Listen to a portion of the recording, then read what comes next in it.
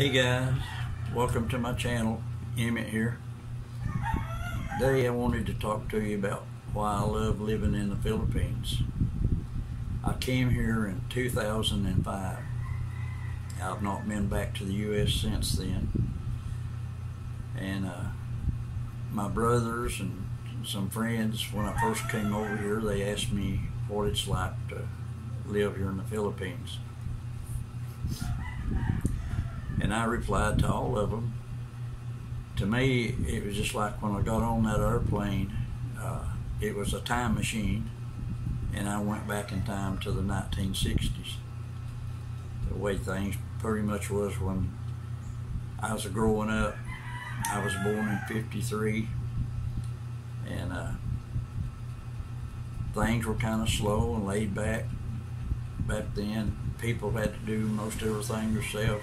They grew their own gardens and raised their animals.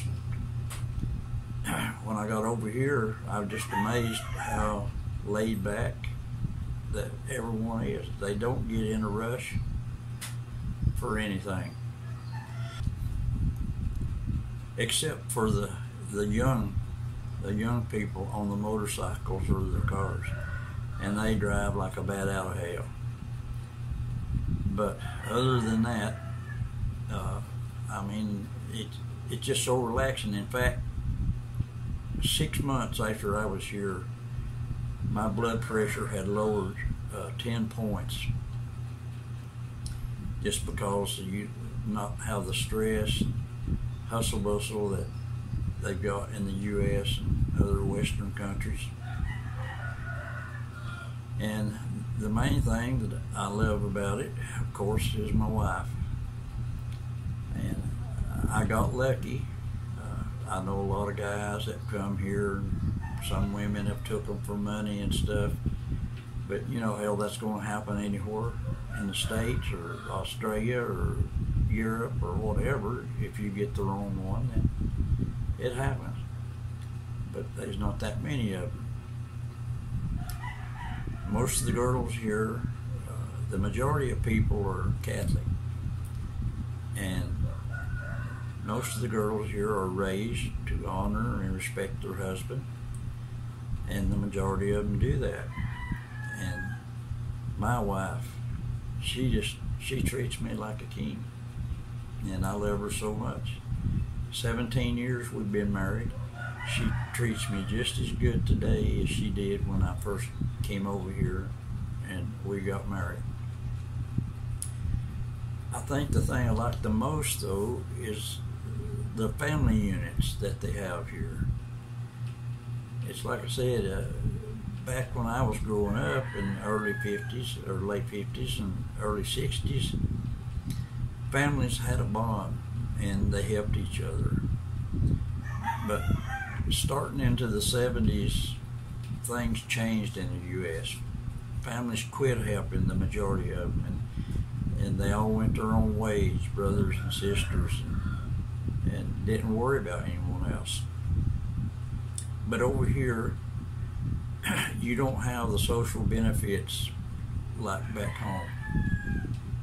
They have Social Security if you're working and paying into it.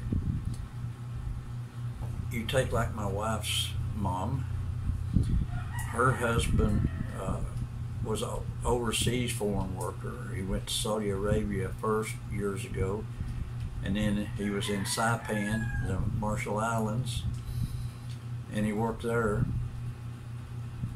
But here about 6 to 7 years ago, and of course when he worked, he would be sending her home money to get groceries and stuff with. But 6 to 7 years ago, he passed away. And my wife's mother had never worked. She raised the family, and he would send the money.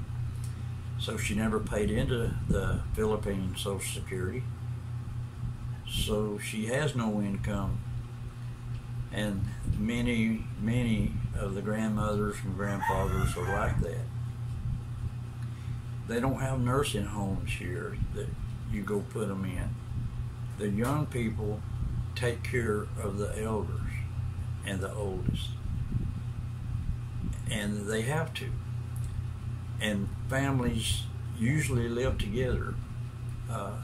Even when, like if a girl marries, sometimes she may go live with the husband's family, but most of the time the husband will come and they'll move in and live with the wife's family so they can help out. And of course, you've always got the ones who have some good jobs and make better money that would get their own home and place to live. Another thing that I like is the respect that they show the elders. Here, you can be in the mall or a restaurant or whatever, and you can see an old couple that are sitting there, and maybe these young people come in that either's a neighbor or their grandkids or whatever. But when they greet them, they go over and they'll take the elder's hand in their hand and they touch it to their forehead, which just means to bless them. And you'll see this happen a lot out in the public. You'll see the younger people walking up to the older people and giving them their blessings. When I came over here in 2005, right now I've got 2 nieces and 2 nephews. The oldest niece was 8 years old when I came here, and the oldest nephew was 4 months old. And then the other boy and the other girl were born after I was here. So I live here with my wife's family. We all live here. We got her separate. I've got my little apartment here on the side. They've got the main house and then another room for one of the sisters. But these kids grew up with me, and they love me just as much as my own kids love me. And I love them just as much as my own kids. And they stay here most of the time over here and watch TV and play their games and stuff. But the next thing that I love here is, like I said, it's just relaxing. I'm just about a mile from here to the ocean, and we got a boulevard there. I can go there early in the morning, sit there, look out as the sun rises, watching the ships going backwards and forth.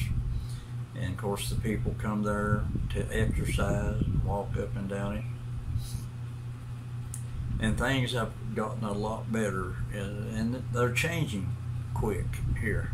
They're getting more like the U.S. on a lot of things. It's like food and other things that was hard to get back in 2005. You can pretty much find most anything we need now over here. And I love the people. The people are so friendly. In fact, Domageti, their nickname is the city of gentle people, and they are very gentle. Now,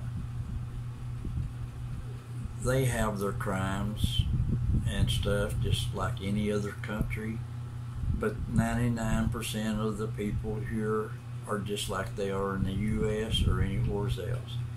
All they want to do is raise their family and give their kids to have better than what that they had. And they worship their God, and they just try to enjoy life. It's very hard on a lot of the poorest people. Of course, you're going to see a lot of people out that are begging for money. majority of them really need it, but you always got the few out there that don't really need it, but they found it's an easy way to get money. And of course we've got that in the U.S. I mean, just look at all the homeless people that we've got out there, California and New York and other places, and the crime. And I'll tell you what, I feel just as safe here as I do anywhere that I've lived in the United States. And there's certain places you don't go, and certain things that you don't do. But as long as you not getting involved in drugs, you're not hurting anyone, you're not stealing, and you don't get involved in their politics, you got the freedom to do almost anything you want. We can go out here and drink a beer on the side of the road. In fact, they've stopped a lot of it because of the COVID, because they didn't want the people gathering together. But before that, in some of the places they're doing it again, you'll have what they call a little sorry store. And late in the evening, some of the local guys that live around it there will come over and they'll get them like a 1 liter thing of beer or some rum, and they'll have a little table there. They'll sit down and drink their beer and stuff right there in front of the store. When they have things like a carnival or other events, they always have booths set up around them that's selling food, and they'll always be selling beer and rum along with it also. And I've attended many of these events and stuff and see hundreds of people out drinking, sitting there, but very seldom have I ever saw anyone getting into a fight and stuff like they would have been in the U.S. Now, like I said, I've been out all hours of the night and I felt safe. I mean, when I first got here, we used to go out to the bars would stay open here sometimes 2 or 3 o'clock in the morning, and we would go out and listen to the bands and have a drink and then come home. As a foreigner, you got certain bars on the boulevard and some other ones that a lot of the foreigners visit, and they're safe. But then you have a lot of little local bars that are off on the side streets and things. Well, these are the places you don't want to get out of going to late at night if you're a foreigner. So it's just common sense. Another thing I love here, they're Fiestas.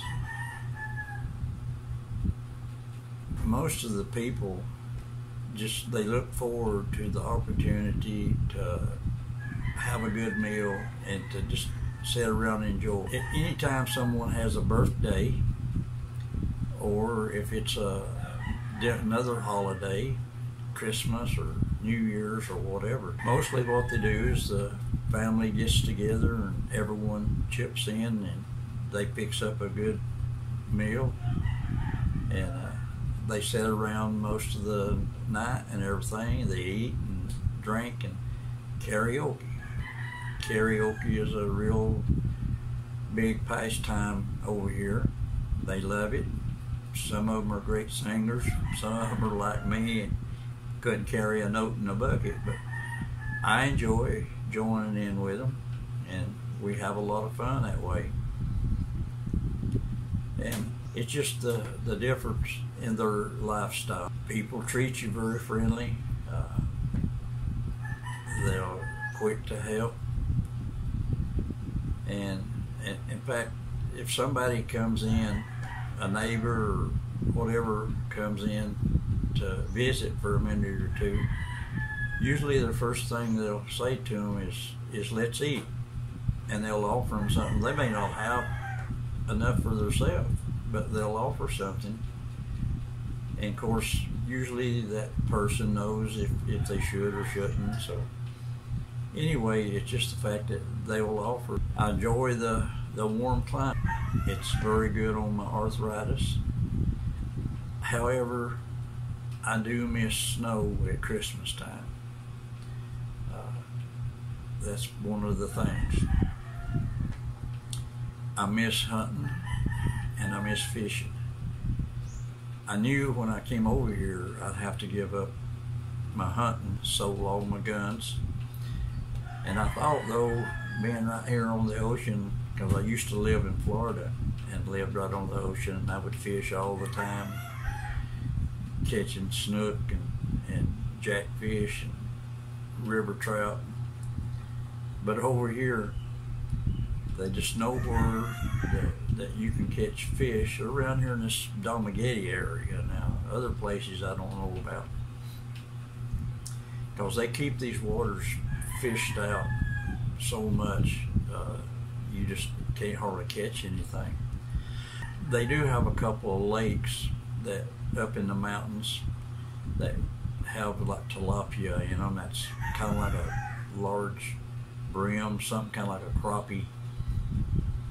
And I've gone there a couple times and caught some fish, but it's a pretty good ways off. It's not something you can do every day. And but I've got a good life here. I've got a son, my oldest son, who lives in Australia, that I love very much. He loves me, and we'll chat on Skype once or twice a week, stay in touch. I've been there 3 times since I was here and visited with him. But I just had no desire to go back to the U.S., especially the way it's got in the past few years. Anyways, if I'm going to make a few more videos in the future, in case anyone does have some plans to like to come here and retire. There's a lot of things that you need to know, and I'll try to give out some information on before you come over here, things that you need to know and what to do and how to handle some stuff. Okay guys, thanks for watching. If you haven't done so already, well, please subscribe, like, and share. See you next time.